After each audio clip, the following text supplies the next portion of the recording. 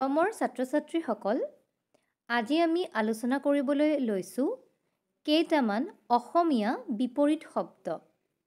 এই বিপৰীত শব্দসমূহ 2025 বৰ্ষৰ HSLC পৰীক্ষাৰ বাবে অতিকৈ প্ৰয়োজনীয়।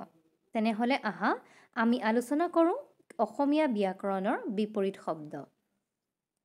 হ্ৰাস, বৃদ্ধি, উৎকৃষ্ট, নিকৃষ্ট, অতিবৃষ্টি, অনাবৃষ্টি, বিস্তৃত, সংক্ষিপ্ত, সুখ্যাতি, কুখ্যাতি, আনন্দ, বেদনা, স্থাৱৰ, অস্থাৱৰ, বন্ধন, মুক্তি, স্তুতি, নিন্দা, গৰিমা, লঘিমা, শিৰ, পদ, বাৰিষা, খৰালি, বিজ্ঞ, অজ্ঞ বা মূৰ্খ, বৃতৃষ্ণা, অনুৰাগ, বলৱৎ, বাতিল, কৃত্ৰিম, নৈসৰ্গিক, নঞৰ্থক, সদৰ্থক, দ্যু, পাতাল,